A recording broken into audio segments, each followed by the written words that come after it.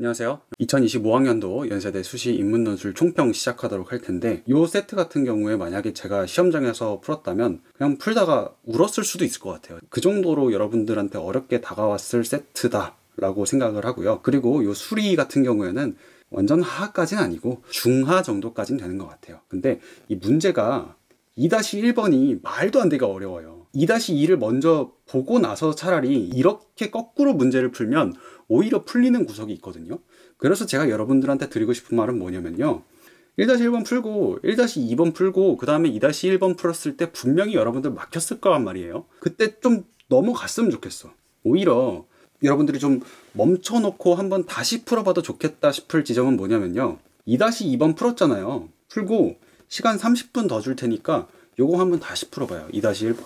2-2번에 어떤 그 결론이 나왔을 거 아니에요? 그 결론을 바탕으로 2-1번을 다시 한번 해석해봐요. 그러면은 조금 이런 건가 싶을 정도가 딱 하나 보이는 포인트가 있을 겁니다. 이게 뭐냐면요. 연세대 논술의 특징이에요. 다른 학교들은 거의 안 이러는데 문제간 유기성이 굉장히 강합니다. 물론 유기적이지 않은 세트도 있어요. 어떤 해에는 1-1번부터 2-2번까지 딱히 상관이 없고 뭐 그냥저냥 그런 문제들 나왔고 그런 해도 있었는데 2025학년도 같은 경우에는 너무 이 유기성이 딱 보였고 그걸 안 보면 학생들이 거의 풀지 못하는 수준에 이르렀던 그렇게 어려운 문제라고 저는 생각을 합니다. 그래서 오늘 수업은 좀 되게 이례적으로 목차를 좀 잡고 시작할게요. 방금 했던 게 총평이고요. 수리 문제에서 여러분들이 잡았어야 하는 거 체크리스트 간단하게 살펴보고 그 다음에 오늘 문제에서 챙길 것들 보고 그 다음에 문제를 좀 풀도록 하겠습니다. 수리 문제 분명히 정의역 안 쓴 사람들이 또 있을 거예요. 내가 몇 번을 얘기했는데 정의역 범위 제발 좀 쓰세요. hx가 어쩌고저쩌고 나왔잖아요. 맨 마지막에 2-2번 풀고. 근데 이거 왜 안 쓰니 자꾸? 이게 있고 없고는 그래프를 해석함에 있어서 정말 천지 차이가 나요, 여러분. 제가 뭔 얘기인지 좀 이따 보여드릴게요. 자, 그리고 수험생들 중에 고민하는 부분이 또 이제 증감표를 그릴 것인가 혹은 그래프를 그릴 것인가 요 둘 중에 하나가 이제 고민이 좀 되겠죠. 그리고 이제 그래프를 그릴 거라면 원점이랑 화살표 좀 잘 챙겨라 라고 제가 말씀을 드린 바 있습니다. 자, 그리고 요런 고민은 하면 안 돼요. 둘 다 그릴까? 시간이 되면 하시는데 아마 여러분들은 그럴 일이 없을 겁니다. 그리고 그래프랑 증감표를 둘 다 그려도요, 뭐 가점을 어느 정도는 받겠죠. 근데 그 시간에 차라리 내가 인문 파트에서 뭐 놓친 거 없나? 요걸 조금 더 찾아보는 게 더 좋을 것 같아요, 제 생각에는. 그리고 여기 제가 보면은 표 1 이렇게 써놨죠. 여러분도 증감표를 그렸다면은 표 1, 그리고 뭐 그래프를 그렸다면은 그림 1 이런 식으로 좀 써주셨으면 좋겠습니다. 자, 그리고 오늘 문제에서 챙길 건 뭐냐면요. 시험장에서 딱 이게 있어요. 큰일 났다 싶은 순간들이 분명히 오거든요. 저도 이제 가끔 시험장 가고 하다 보면은 많이 느끼고, 그리고 이제 집에서 풀 때도 모르겠는데 어떻게 해설하지 싶은 순간들이 분명히 와요. 근데 이걸 좀 나눠봤어요. 여러분 혹시 칸트 들어봤나요? 들어봤죠? 예를 들어서 내가 이과생이어서 칸트에 대해서 잘 몰라. 근데 문과 애들은 다 잘 알 거 아니야. 그럴 때 드는 주관적인 모르겠다가 있고요. 그리고 객관적인 모르겠다가 있어요. 객관적인 모르겠다 이런 거는 오늘 나왔던 휴미라든지 기타 사상가, 그러니까 윤리와 사상, 생활과 윤리, 사회문화에 나오지 않는 별 기괴한 사상가들 있잖아요. 그런 것들은 객관적으로 어려운 것이기 때문에 나만 모르는 게 아니다 라는 걸 좀 리마인딩을 하면은 여러분들이 헤쳐나갈 수 있어요. 근데 칸트, 마르크스, 벤담 이렇게 주관적으로 모르겠는 거, 그러니까 어디서 들어봤는데 남들은 알 것 같은 그런 것들이 나왔을 때 어떻게 해야 되냐 이런 질문들이 있길래 한번 보도록 하겠습니다. 모르는 것이 나왔을 때 우리의 태도는 딱 이것만 가져가면 돼요. 읽히는 것만 읽는다. 그리고 좀 간지나는 명사는 그대로 가져온다. 제가 이걸 좀 미리 써놨죠. 시간이 되게 부족할 것 같아서 그냥 이렇게 해온 거니까 여러분들은 멈춰놓고 뭐 캡처를 하셔도 되고요. 상관없어요. 읽히는 것만 읽는다. 이건 무슨 말이냐. 읽히지 않는 것은 읽지 않는다. 여러분 혹시 오늘 문제 풀어왔죠? 문제 풀고 들어야 돼요. 준칙이라는 말이 정확히 칸트의 맥락에서 어떻게 사용되는지 아시나요? 모르죠. 법칙은 들어봤고 규칙도 들어봤는데 준칙이라고 하면 무슨 말이지? 그러니까 뭐 대충 비슷한 거겠지 싶은 거 말고 주관적인 행위 규칙을 준칙이라고 하거든요. 근데 칸트인 건 알겠어. 근데 준칙이 뭔지 몰라. 이럴 때 어떻게 해야 돼? 자, 간지 나요, 안 나요? 간지 나지? 가져와. 여러분들이 이해해야 되는 거는 읽히는 것만 딱 읽는다. 이것만 가지고 밑으로 한번 내려가 보도록 하겠습니다. 다행히 이번 시험에서 준칙이라는 게 그대로 나오진 않았어요. 이 준칙이 어디에 나오는 거냐면은 칸트의 두 가지 유명한 말이 있죠. 보편화 정식과 인격주의 정식이 있는데 제가 이거를 굳이 막 더 설명을 하진 않을 거예요. 네 의지의 준칙이 언제나 보편적 입법의 원리가 될 수 있도록 행위하라 라고 나와 있어요. 야, 이게 뭔 말이냐. 나는 이해를 못하겠어. 근데 다른 애들은 알 것 같아. 그럴 때 어떻게 하라고? 준칙이란 말 갖고 오라고. 이게 핵심 개념이거든요. 근데 뭔 말인지 모르겠어도 어떻게? 간지나잖아. 갖고 와. 시험장에서 어차피 준칙을 모르는 사람은요, 100번을 읽어도 이 준칙을 이해할 수 없어요. 100번을 읽어봐라. 이게 이해가 돼. 영어 제시문 독해할 때도 마찬가지거든요. 이게 만약에 영어로 나왔으면 아마 뒤집어졌을 텐데, 요새 이렇게까지 내는 것 같진 않지만 그냥 한번 이렇게 내볼게요. 한번 볼게요. Act so that your maxim of your act could be made the principle of universal law. 맥심이 뭐야? 일단 첫 번째 커피, 두 번째 화보 등등 떠올랐을 수 있는데 둘 다 아니야. 이게 준칙이야. 그러니까 여러분들이 모르는 거 나왔을 때 이해하려고 하지 마. 근데 이건 알잖아요. 유니버셜은 알잖아. 유니버셜. 보편적인 법. 이거에 맞도록 행동하라고. 이게 칸트가 말한 보편화 정식입니다. 그냥 이렇게만 이해하고 넘죠. 구체적인 설명을 하면 이게 칸트 수업이 되기 때문에 유튜브에서 그냥 보편화 정식 이런 거 치면 나오니까 한번 쭉 보세요. 자, 그리고 이것도 약간 칸트 수업. 가원명령과 정원명령인데요. 가원명령은 조건문 같은 거예요. 돈을 많이 벌고 싶으면 정직하게 장사해라. 이렇게 써져 있는 게 가원명령입니다. 선생님, 왜 가원인가요? 몰라요. 명령은 오더 아닌가요? 임퍼러티브래. 몰라. 나도. 이거를 여러분들한테 어떻게 설명을 할까 하고 생각을 하다가 가원도 하이포세티컬이라고 나와 있는데 이거 말고 저는 그냥 컨디셔널이라고 이해했으면 좋겠어요.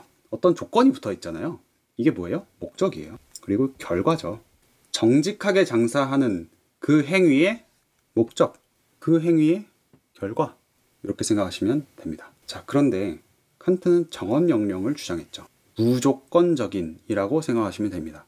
unconditional이죠. 정직하게 장사해라. 왜? 그게 옳으니까 라고 얘기하는 게 칸트입니다. 약간 좀 허탈할 수 있는데 칸트 아저씨가 원래 이래요.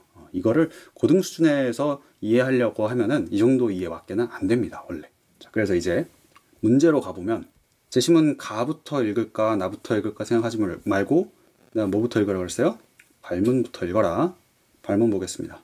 제시문 다를 가와 나의 관점에서 각각 설명하시오 라고 되어 있는데 이렇게 하는 거 아닙니다. 이렇게 읽는 거예요. 제시문 가와 나가 도구 제시문 혹은 기준 제시문이고 제시문 다가 대상 제시문입니다. 제시문 가부터 읽어볼게요.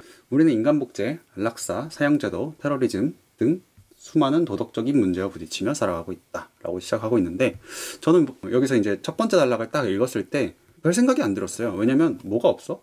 제가 맨날 강조하는 거 있잖아요. 원인 결과. 내가 원인 결과 말고 다른 거 강조하는 거 본 적 있나요? 없죠. 그래서 그냥 이 단락은 후루룩 넘어갔어요. 후루룩 넘기고 그 다음 단락을 읽는데 여기에서 원인 결과를 꽤나 많이 발견합니다.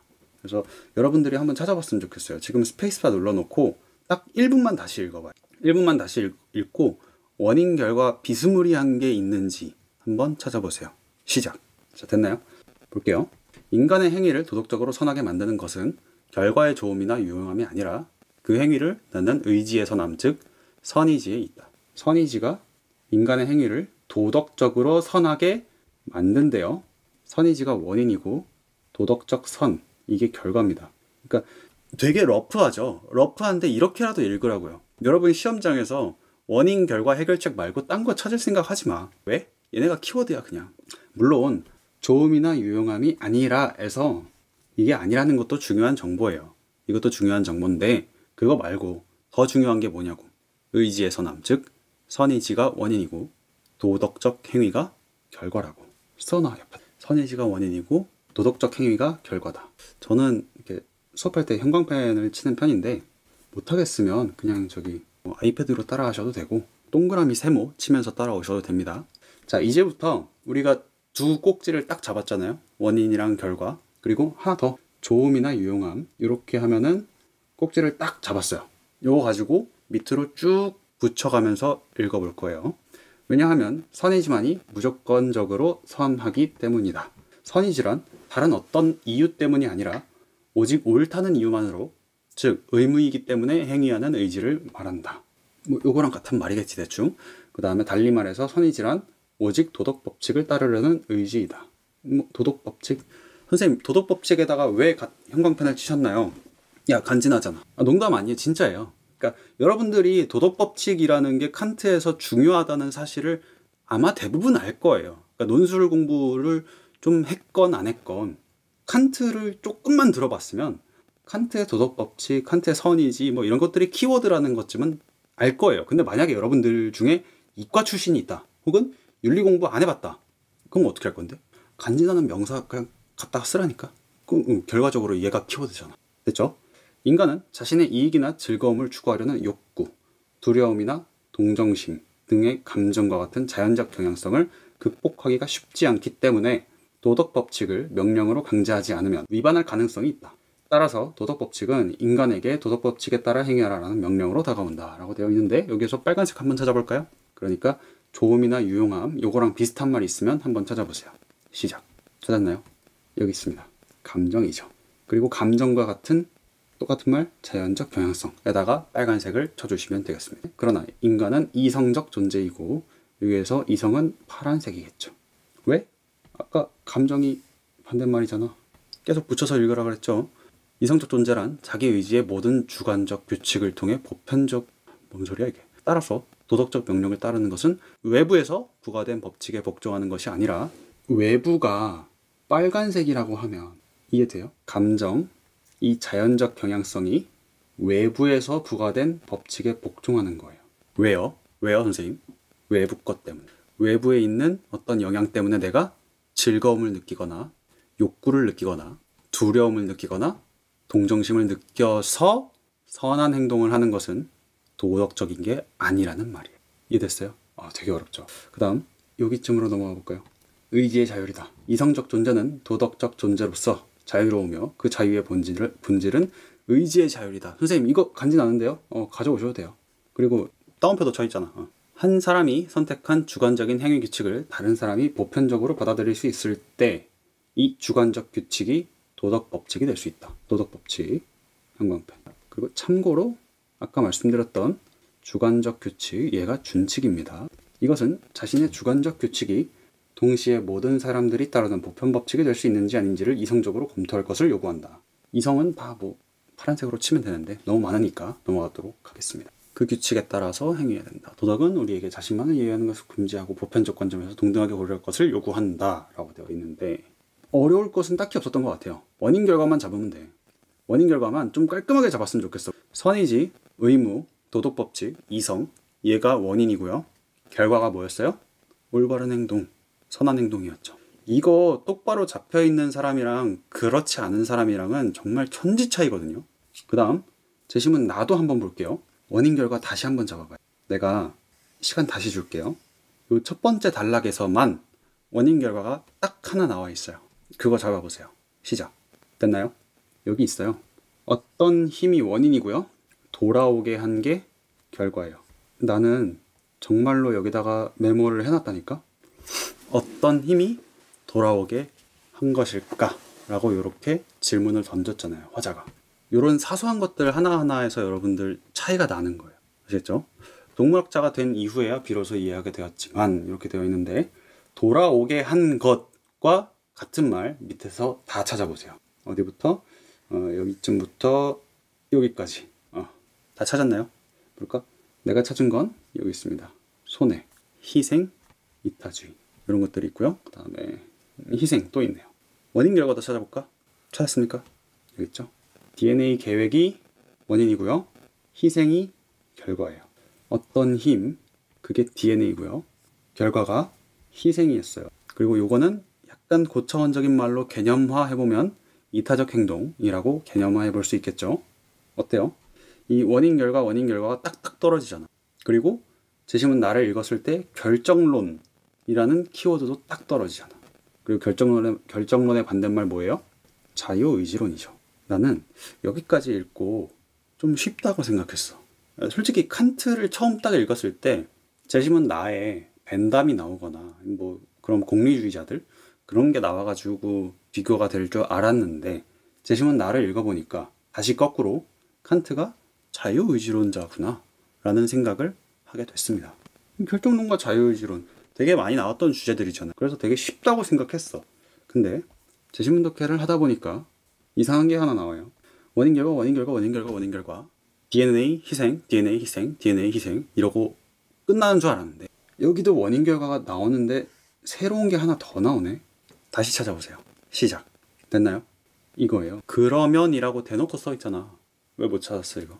여러분들이 아마 나에게 주어진 삶의 길을 담담히 간다. 이런 비슷한 표현들 아마도 많이 써놨을 것 같아요. 근데 그 결과는 어디 갔어?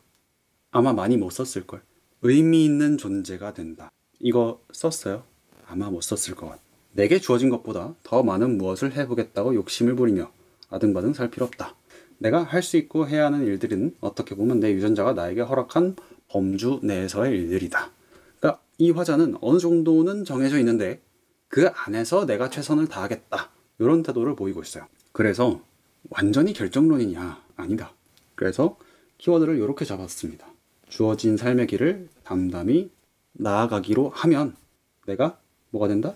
의미 있는 존재가 된다. 이렇게 원인 결과를 잡고 나니까 봐봐. 원래 결정론은 뭐 하는 이론이죠? 되게 수동적? 야 어차피 다 결정돼 있어 라는 이론이에요. 그럼 이거의 반대말 뭐야? 적극적? 주체적? 뭐 이런 말들을 해볼 수 있겠죠. 근데 이거 적극적이지 않아? 나름대로 적극적인데? 그럼 얘를 수동적이라고 표현할 수 있나? 그래서 썼다가 이렇게도 이동이 되네. 썼다가 지웠습니다. 지운 흔적이 분명하게 있어요. 제가 지금 모니터 화면에서 보고 있는 것은 제가 이 문제를 처음 풀었을 때 했던 그 메모지거든요. 그 메모지를 보면 수동적에다가 X를 쳐놨어요. 왜? 아니 이게 안 수동적이잖아. 그리고 이 재심은 나는요. 논지가 두 개예요. 사실과 당위죠. 사실은 뭐예요? 어느 정도 다 결정돼 있다. 근데 그 안에서도 우리는 길을 찾아서 나아가야 한다. 그래야 의미가 생긴다. 논지가 두 개예요. 됐습니까? 요걸 바탕으로 재심은 다를 보기 전에 제가 지금 스티커로 하나 가려둔 게 있죠. 재심은 나를 보고 많은 분들이 아마 이런 걸 떠올렸을 것 같아요. 아마 공부를 열심히 한 학생들이겠죠. 열심히 하신 분들은 이런 키워드가 떠올랐을 거예요.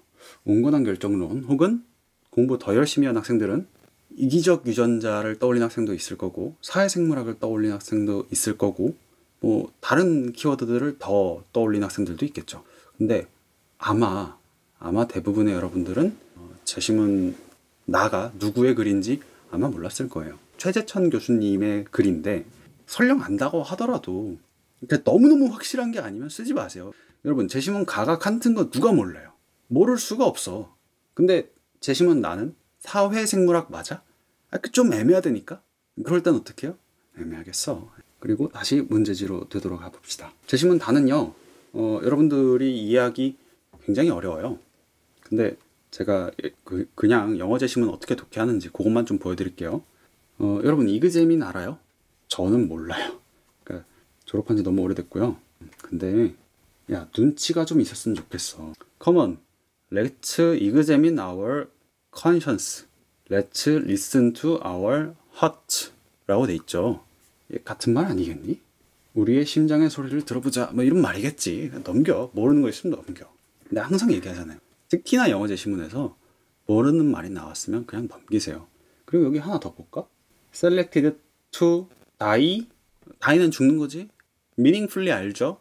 meaningfully 무슨 뜻이야? 의미 있게 죽는 거겠지. magnificently 이건 뭐예요? 감동적으로 라는 뜻이거든요. 야 그게 그거 아니야? and로 연결돼 있잖아. You are not alone in the world. There are other things you have to think of. You must not be selfish 라고 돼 있어요. 제가 잠깐 멈췄고 중간에 있는 건 읽지도 않았어요. 내가 왜 그랬을까? 이거 쭉 한번 읽어봐요. 뭔 말인지 모르겠어. 뭐 싸우자, 막 나가서 죽자, 막 이런 얘기하고 있는 것 같은데 모르겠다니까.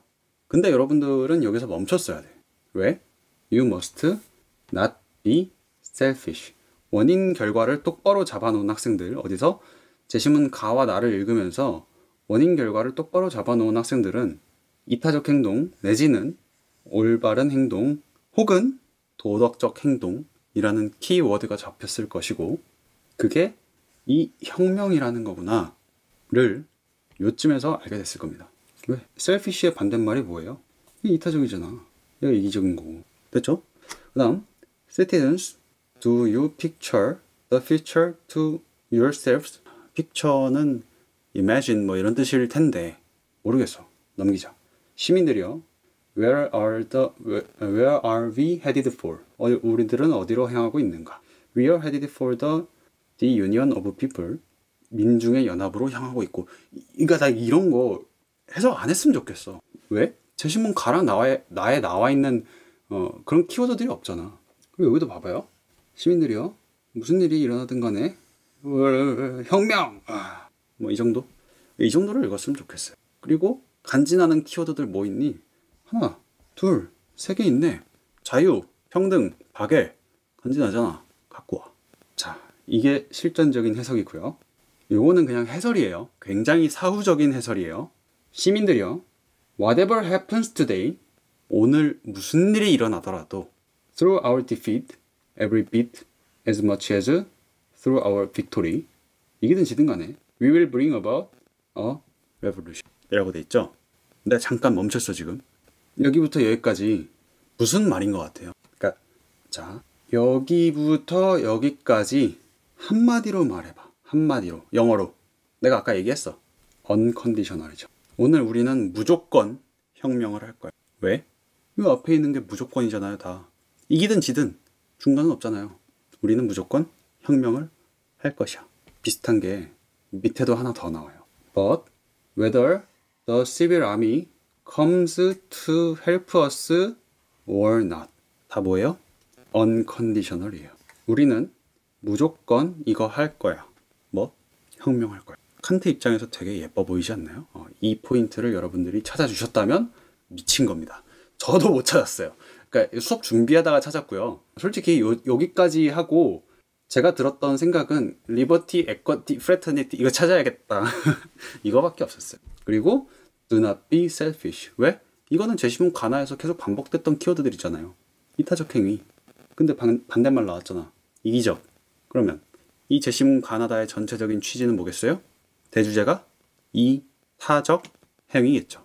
아까 제가 여러 가지 예시를 들어가면서 이타적 행위, 도덕적 행위 뭐 등등등 얘기를 했었는데 정확한 키워드는 이타적 행위가 맞습니다. 도덕적 행위가 아니에요. 그러면 여기서도 한번 수정을 해주시면 좋아요. 올바른 행동이라고 써있죠? 한번 수정, 이타적 이라고 고쳐서 답안에다가 썼습니다. 됐어요? 그러면 이 제시문을 전체적으로 아우르는 키워드가 뭐예요? 공통 주제가 뭐예요? 대주제, 이타적 행동이죠. 잡았나요? 자, 여러분 연세대는요 전통적으로 한 10년 전 기출문제 2011년 이래로 계속 제시문들 간의 공통 주제를 되게 좋아하는 학교예요. 되게 진짜 좋아해. 근데 이게 오랜만에 발문에 공통 주제를 안 줬어요. 가, 나, 다가 나왔는데 공통 주제가 안 나왔다고. 뭐야? 찾으란 얘기야. 여기 배점 엄청 컸을 거예요. 이타적 행동이라는 말을 썼냐고. 도덕적 행동이라고 썼는데요. 너 그거 말고. 정답은 아니라고. 뭐? 이타적 행동이 주제어라고. 개미들이 거기에서 희생하는 거 도덕적으로 옳은 일이 맞아요? 몰라. 그게 도덕적인지 아닌지 내가 어떻게 알아. 개미들이 그러고 있다니까. 개미들이 가서 희생을 하고 있다니까. 그게 왜 도덕적이야? 그리고 또 비도덕적일 건 또 뭐야? 가치 중립적이에요. 자연현상이잖아. 이타적 행동은 맞나요? 예, 그럼 맞죠. 됐습니까?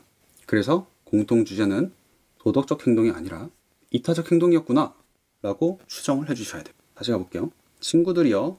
The moment we have reached 모르겠다. This moment in which I'm speaking to you is cruel moment. 뭐 잔인한 순간이래. But 사실 but 이런 거 나오면 한번 주목하긴 해야 돼요. This is the terrible cost of the future. A revolution is a toll. The human race. 인류는 will be liberated. 해방될 것이고 lifted up and will lift.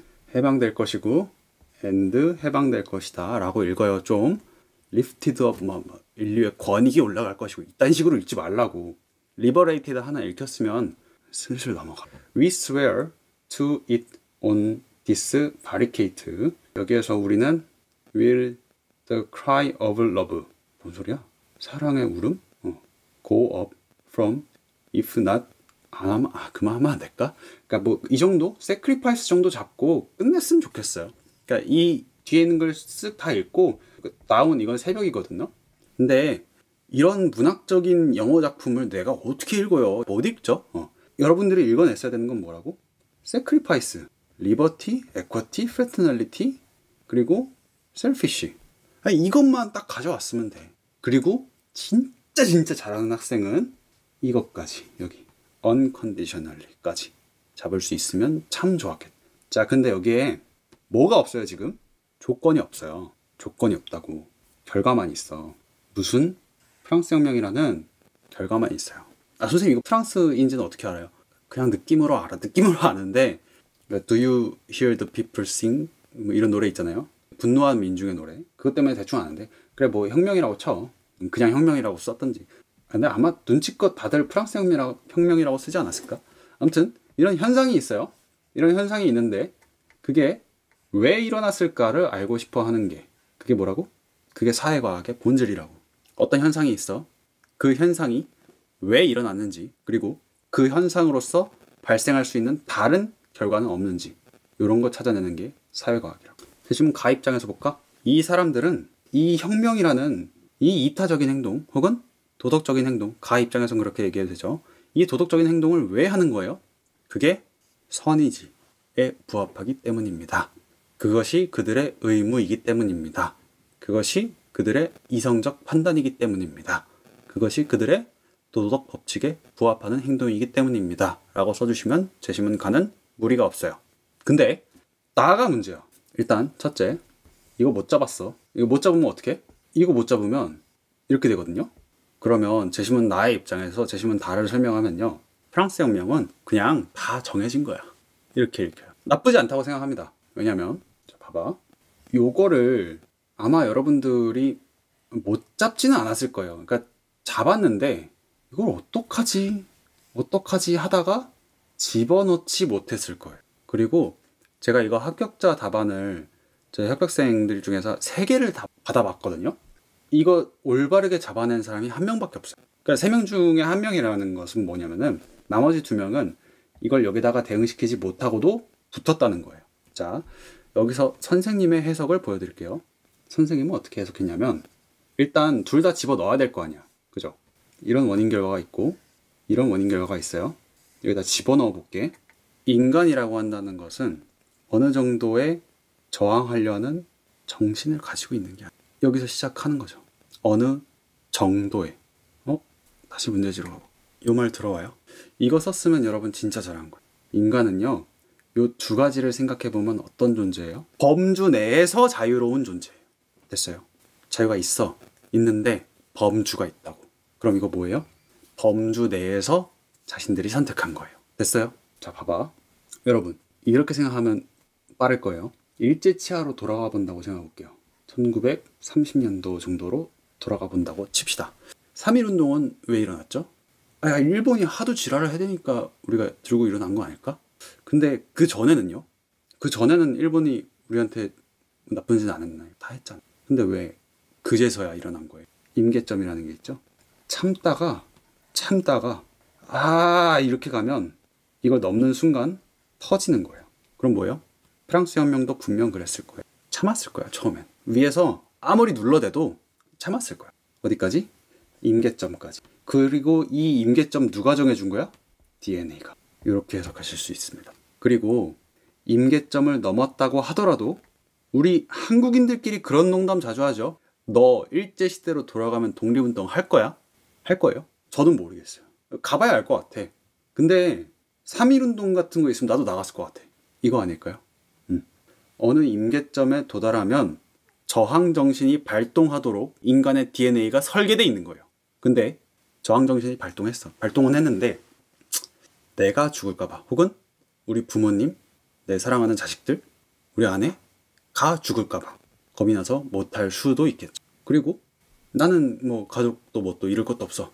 난 혈혈단신이야. 그리고 나 돈 많아. 독립운동 한번 해보자. 빡쳤어. 지금 빡쳤어. 일본을 어떻게든 죽여버리고 싶어. 그때 선택의 갈림길에서 친일이냐 아니면 반일이냐 아니면 침묵이냐가 나뉘겠죠. 여기까지 대응을 했다. 미친 겁니다. 겁나 잘하셨습니다. 그러니까 대부분의 여러분들은 한 100명이 답안지를 저한테 제출했다. 그러면 90명은 이거 결정된 거임 이러고 끝났을 것 같아요. 잘했어요. 그리고 시험장에서 붙은 답안 중에서도 그런 답안들 많아요. 괜찮아요. 근데 이걸 해냈다? 말도 안 되게 잘한 겁니다. 아시겠죠? 제 예시 답안 한번 볼게요. 1-1번. 시간은 3분 드릴 테니까 3번 정도 읽어보세요. 시작. 다 읽었나요? 볼게요.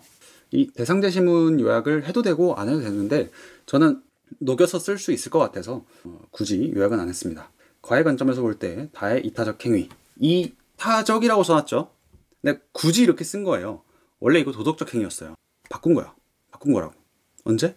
120분에. 오케이? 이타적 행위는 인간의 이성적 도덕 판단에 기인한 것이다. 기인한 것이다 라고 써있죠. 문장 구조 자체가 여러분들이랑 다르게 굉장히 깔끔하죠. 왜? 원인 결과가 똑바로 드러나잖아. 가에 의하면 인간은 이성적 존재로서 선의지에 따라 행위하는 존재이다. 이때 선의지는 스스로 도덕법칙, 주관적 렉 걸렸죠? 렉 걸린 게 아니라 이거 빼고 안 읽은 거야. 의지의 자율. 뭔데? 모르잖아. 나도 몰라. 그냥 쓴 거야. 왜? 간지나잖아. 됐죠? 이러한 관점에서 보면 이성적 판단, 보편법칙, 이타적 행위, 끝. 제시문 가는 이 정도에서 끝입니다. 제시문 나는 이게 될까 싶어요. 다의 이타적 행위는 DNA 명령과 인간의 결단이 결합된 결과이다. 나에 의하면 개미를 비롯한 우리 동물은 DNA의 명령에 움직이도록 설계되어 있다. 이러한 관점에서 보면 다에서 혁명인 인간이라는 종은 어느 임계점을 넘으면 희생을 감수하고서라도 체제를 전복하도록 DNA 단위에서 설계되는데 썼냐? 삶의 의미를 찾기 위해서 썼냐고. 담담히 뭐 이런 건 안 써도 될 것 같아. 근데 삶의 의미 뭐 아무튼 요런 게 원인이고 이게 결과이다라는 거 썼냐고. 안 썼잖아. 반성해야지. 이러한 점을 고려하면 다의 화자의 말을 듣고 봉기한 민중들은 자유와 평등이라는 의미를 찾고자 스스로를 희생한 것으로 해석할 수 있다. 다르잖아. 뭐가 달라? 원인 결과 잡으니까 글이 이렇게 깔끔해지잖아. 같은 말이죠.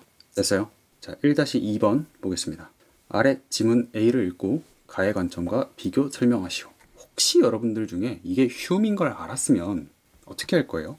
이 데이비드 휴미거든요. 아, 선생님 어떻게 하셨습니까? 선생님도 뭐 윤리 공부 많이 하셨네요. 아니요, 답지보다 알았는데요. 아니, 나도 수업 준비는 해야 될 거 아니야. 누군지 검색은 해봤지. 데이비드 휴미래. 근데 나 안 해봤어. 주관적 감정, 보편적 감정 이렇게 나뉜다는 것도 몰랐어. 감정이 주관적이지 보편적 감정이 어딨냐? 라고 생각하고 살았어요, 저도. 근데 이 아저씨가 이렇게 주장했잖아. 그리고 내가 만약에 시험장에서 이게 휴미인 걸 알아. 쓸 거야? 확실해? 손모가지 날라간다니까 그러다가 진짜. 아직도 이게 와닿지가 않습니까? 너무 확실하면 써. 너무 확실하면 쓰는데 저처럼 처음 들어봤으면 당연히 못 쓰겠죠. 근데 이게 어디선가 들어봤어. 유튜브에서 본 것 같아. 여러분 그 정도면 쓰지 마세요. 알겠죠? 요건 여담이고요. 요거는 독해가 그렇게 어렵지 않아요. 그래서 제가 따로 하진 않을 텐데 원인 결과만 좀 잡고 갈게요. 요게 원인이고요. 이게 결과인데 안 된다는 게 중요하죠. 그럼 의욕을 불러일으키는 게 뭐예요? 감정이죠. 감정은 의욕을 불러일으킵니다. 당연히 감정이 행위를 불러일으킵니다. 이렇게 써도 돼요. 잘했어요. 그런데 감정이 주관적 감정이 있고 또 타인과 공유할 수 있는 보편적 감정이 있대요. 그 예시는 인류애가 보편적 감정이고요. 또 주관적 감정의 예시는 뭐죠? 허영심이나 야망. 이렇게 연결해주면서 읽으면 돼요. 이 제시문은 뭐 그렇게 어렵진 않았던 것 같고 이성의 역할을 그렇다고 뭐 막 무시하는 것도 아니죠. 도덕적 행위자한테 도움을 준다. 그래서 정리를 해보면 그냥 이렇게 깔끔하게 정리를 할 수 있어요. 흉은 이성은 참과 거짓을 판단하는 데 도움을 줄 뿐이다. 그리고 이렇게 돌아가서 간접적으로 어시스트 정도는 해줄 수 있다. 그 다음에 주관적 감정과 보편적 감정이 있는데 주관적 감정은 쓰잘데기가 없고 보편적 감정, 타인과 공유할 수 있는 이라고 제시문에 나와 있었고요. 그 다음에 인류의 연민 이런 것들이 행위를 유발할 수 있다라고 써 있어요. 자, 내가 뭐라 그럴 것 같아요? 대주제 이타적 행위라고 좀 써주면 안 될까? 제시문 가나 다부터 A까지 전부 이타적 행위가 이 글의 주제였어요. 그래서 저는 개인적으로 이렇게 생각해요. 이 문제를 여러분들이 똑바로 잘 썼으면요, 정답을 다 맞추고 못 맞추고에 상관없이, 그러니까 1-1번부터 2-2번까지 어떤 키워드로 도배가 되어 있어야 돼요. 이타적 행위로 도배가 되어 있어야 돼요. 그게 공통 주제잖아. 됐죠? 그래서 이 두 개를 비교를 이렇게 해왔어요. 처음엔 얘는 이성에 대해서 어떻게 생각하지? 얘는 도덕의 핵심이 이성이라고 생각하잖아요. 제시문가는. 그리고 얘는 보조적인 수단이라고 생각한대요. 그래서 둘 다 이성을 어느 정도 인정은 하네. 막 무시하는 건 아니잖아요. 그래서 공통점으로 잡아볼까라는 생각을 했고요. 감정에 대해서는 제시문가가 분명히 아까 뭐라 그랬냐면 자연적 경향성을 극복하기 어렵기 때문에 라고 했어요. 여기 나와 있죠. 감정과 같은 자연적 경향성을 극복하기가 쉽지 않기 때문에 라고 되어 있습니다. 감정은 뭐예요? 극복의 대상이에요. 자, 휴음은 여기 보시면 이성을 되게 싫어했나요? 그건 아닌 것 같아요. 근데 칸트는 감정을 싫어한 것 같아요. 요 제시문 안에서는. 그죠? 실제로는 아닙니다. 그 다음 제시문 A에서는 도덕의 핵심이라고 써 있죠. 대놓고 감정이. 그리고 감정에 대해서 하나 더 쓸 수 있어요. 얘는요, 감정은 전부 어떠하다라고 진술하고 있습니다. 자, 조건문을 파괴하는 방법에 대해서 얘기를 해봅시다. 감정이면 주관적이다 라고 제시문가가 주장하고 있어요. 그러면 이걸 깰 수 있는 방법은 뭐예요? 감정인데 주관적이지 않으면 되잖아요. 감정이면서 동시에 주관적이지 않으면 되잖아요. 즉 보편적. 그러니까 제시문가는 감정이 주관적임을 전제하고 있다 라고 쓰셔도 되죠. 그 다음에 제시문 A에서는 주관적 감정도 있고 보편적 감정도 있다 라고 전제하고 있다. 이렇게 써주시면 비교가 잘 됩니다. 그래서 저는 이렇게 썼어요. 도덕의 핵심이 뭐냐? 이성이다, 감정이다. 각각 잘 쓰셨죠? 이건 다 잘 썼을 것 같아, 여러분들이. 근데 이거를 전제라고 뽑아서 썼을까? 잘못했을 것 같은데. 그래서 비교 기준이 두 개입니다. 요거 하나, 요거 하나. 저는 그렇게 생각해요. 이대로 일시답안을 한번 보겠습니다. 시간은 3분 드릴 테니까 요거 한 3번 정도 읽어보시면 될 것 같아요. 지금부터 시작하시죠. 다 읽었나요? 이거는 뭐 같이 읽을 만한 게 있나? 딱히 없는 것 같아요. 여러분들 읽어봤으면 되는 것 같고, 다만 이게 이제 감정에 대한 이해 차이에서 기인한다, 이런 것들 있잖아요. 이런 거 연습하면 늘어요. 굳이 연습을 많이 안 하더라도 제 예시 답안들 이렇게 여러 번 읽어보고 하면은 금방 따라 쓸 수 있으니까, 감정에 대한 이해, 이것 때문에 도덕에 대한 본질의 견해도 다른 것이다. 이 정도 테크닉은 그냥 할 수 있을 것 같아요. 제 생각에. 2-1번을 보겠습니다. 한 연구팀이 2021년 말 모 도시에서 무작위로 고등학생 1000명을 뽑아가지고 가치관과 시간 사용에 대한 설문조사를 실시했다. 가치관, 시간 사용. 잡았어요? 원인 결과? 아니, 내가 자꾸 얘기하잖아요. 원인이랑 결과만 잡아라. 그런데 왜 안 잡는 거야, 자꾸? 가치관이라는 말을 여러분들이 답안지에 썼나요? 썼어? 썼으면 잘했고. 근데 이 가치관이라는 키워드조차 못 썼으면 하다못해 이게 개념화된 개인적 요인이라든지 뭐 신념이라든지 뭐 그런 비슷한 말이 들어가 있어야 돼요. 근데 그게 없다? 정말 못한 거예요. 반성하세요. 얘가 결과예요. 당연히. 그리고 실험은 왜 해요? 나트륨에다가 불 붙이면 노란색이다. 이걸 왜 하고 앉아있는 거예요? 원인이랑 결과. 이거 알아내려고 하는 거예요. 누가 공동체 봉사 시간이 높은가? 어떤 가치관을 가지고 있는 고등학생이 그게 높은가? 그 원인이랑 결과를 보고 싶은 겁니다. 나의 미래는 나의 타고난 재능에 따라 결정된다에 동의한 학생들 B그룹으로 구분했다. 당연히 얘가 자유의지론에 가깝겠고요. 얘가 결정론에 가깝겠죠. 그리고 같은 말이지만 표 1을 한번 보세요. 결정론자일수록 이기적이다 라고 쓰는 답안이 있겠고요. 자유의지론자일수록 이타적이다 라고 쓰는 답안이 있을 거예요. 내가 무슨 얘기 할까? 이게 낫지 않을까? 왜? 공통주제가 이거잖아. 한편 이 도시의 교육당국은 2022년부터 봉사시간 대학 입시에 반영하지 않겠다라고 했어요. 이 정도는 할 수 있지 않을까 이제? 치과는 개인적. 공동체 봉사 시간을 대학 입시에 반영하기로 하지 않기로 하는 건 뭐예요? 사회적 요인, 개인적 요인. 이런 식으로 써주면 딱 좋겠죠.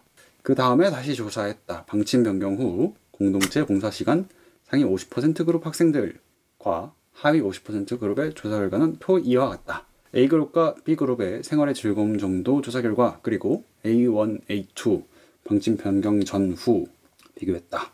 비교를 위해 다른 요소들은 모두 동일하다고 가정한다 라고 되어 있어요. 굉장히 어려워요. 굉장히 어려운 문제입니다.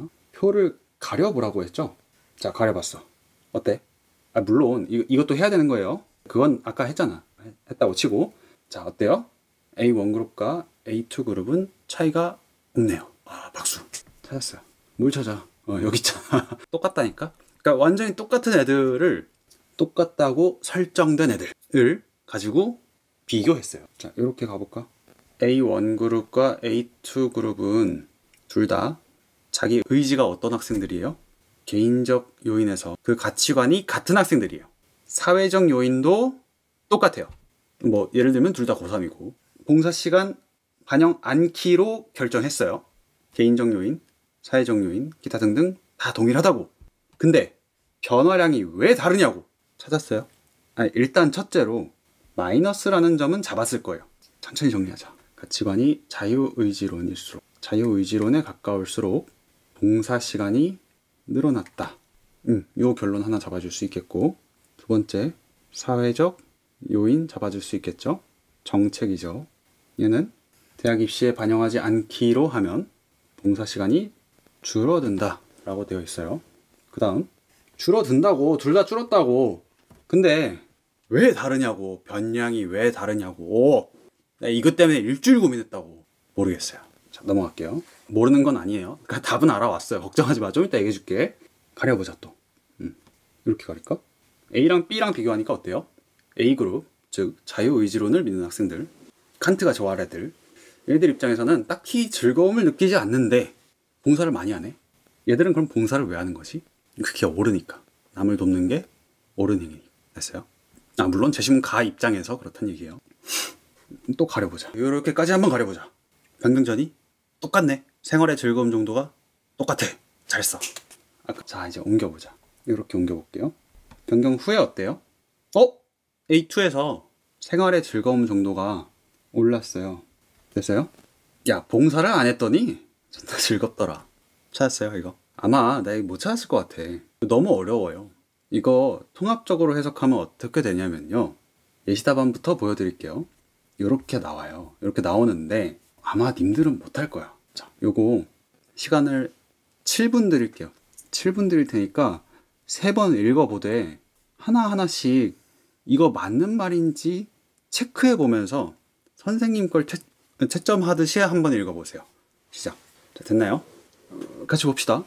라에서 봉사시간은 개인의 가치관, 사회 정책, 가치관 쓰라 그랬지? 이 정도는 썼지? 근데 생활의 즐거움에 영향을 준다 까지 잡았을까? 표 1에서는 자유의지론을 믿는 A그룹의 봉사시간이 결정론을 믿는 B그룹의 봉사시간보다 2배가량 많다. 이게 동그라미 1에 빠졌네요. 이렇게 같이 쓴 겁니다. 표 2에서는 입시정책의 변화에 따라 봉사시간이 감소하였고 각 자료를 종합하자면 봉사시간이 많을수록 즐거움의 정도는 낮아진다. 가에 의하면 A1그룹의 봉사활동이야말로 선의지의 발현이며 도덕적 행위라고 설명할 수 있다. 나 지금 평가했나요? 평가야? 아니야, 설명이야. 지심은 가에서 이미 가치 판단이 되어 있어요. 무엇이 옳고 무엇은 그르다. 이성은 옳고 감정에 의한 것은 그르다 라고 나와 있어요. 그래서 가치 판단이 들어갈 수 있습니다. 설명임에도 불구하고. A1그룹은 방침 변경 후 시점에서 봉사 시간이 어때요? 가장 많아 18시간, 14시간. B그룹은 아마 10시간 미만이겠지. 그럼에도 불구하고 변경 전, 변경 후가 똑같아요. 어때? 얘들은 변수가 되지 않는 거예요. 공동체 봉사 시간이 즐거움에 영향을 받지 않는다고. 즐거움이 뭐라고? 감정이라고. 감정에 영향을 받지 않고 오로지 옳기 때문에 그 행동을 했다. 누가 되게 좋아할 말일까? 칸트 아저씨가 되게 좋아할 그룹이 여기 A1 그룹이죠. 그래서 이 시답안을 보시면 이렇게 키워드 집어넣고 설명해 줄 수 있는 겁니다. 했을까? 나 이거 모르겠어. 그러니까 제가 답을 모르겠다는 게 아니고 과연 애들이 이걸 잡을 수 있나? 이게 안 될 것 같아. 그리고 재심은 나는요 더 심해요. 한번 볼까? 나에 의하면 나의 자료는 생물학적으로 이타적인 자와 이기적인 자들의 사이의 행동 양상을 보여주는 실험이라고 볼 수 있다. 결정론적인 시각이랑 그 범주 안에서의 행동의 자유를 얘기한 게 재심은 나잖아요. 최재천 교수님. 여기서 보면 어때요? A그룹 볼게요. A그룹과 B그룹을 비교했을 때는 어떻습니까? 얘네들은 상대적으로 타고나길 이타적으로 타고난 애들, 타고나길 이기적으로 타고난 애들. 그러니까 얘들은 자기개발이나 하고, 그러니까 얘들은 공동체에 기여를 하는 거지. 그죠? 그리고 하나 더 이렇게 지어봐. 변화량이 있어요? 없어요? 얘들 없지? 얘는 올라왔지? 타고나길 엄청 이타적인 애들, 타고나길 살짝 애매한 애들. 너는 3.1운동 할 거니 말 거니. 3.1운동이 아니더라도 너는 독립운동 할 거니 말 거니. 이런 거죠. 그 차이예요. 이게 잡을 수 있을까? A1그룹처럼 이타적으로 살도록 결정되어 있는 자들이 있는 한편, B그룹처럼 즐거움이라는 외적 영역에 크게 흔들리고 이기적으로 살도록 결정된 자들도 있다. A2그룹은요 나름대로 의미를 찾은 거예요. 왜? 재심은 나에 의해서 해석하라 그랬잖아. 그러면 이 행위의 변화가 나타났으면 그거 뭐예요? 의미를 찾은 거지. 됐어요? 자, 여기까지 썼으면 됐고요. 마지막 거 여기다가 참고라고만 써두세요. 자, 이걸 왜 참고라고 썼냐면 일단 첫째로 까지 쓰면 분량 오버고요. 둘째로 절대 못할 것 같아요. 저는 했거든요. 저는 이걸 보고 아까 내가 뭐라 그랬어? 자유의지론일수록 공동체 봉사 시간이 높다라고 쓰는 거랑, 결정론일수록 이기적이다라고 쓰는 거랑, 자유의지론일수록 이타적이다라고 쓰는 거랑 뭐가 더 좋니? 라고 물어봤을 때 제가 아까 이게 더 낫다 그랬잖아요. 왜? 대주제가 이타적 행위니까. 그죠? 봐봐. 이랬다면 어땠을까? A1, A2 공동체 봉사 시간만 보자고. 20, 얘는 2 늘어났지? 얘 얼마 늘어날까? 22 되겠지. 6 늘어났지? 얘 얼마 늘어날까? 26 되겠지. 아이씨, 시험장에서 이런 생각을 어떻게 해. 선생님, 이런 생각을 하는 문제가 나온 적이 있나요? 있습니다. 놀랍게도 한 번 있습니다. 근데 언젠지도 안 가르쳐 줄 거고 참고 문항으로 드리지도 않을 거예요.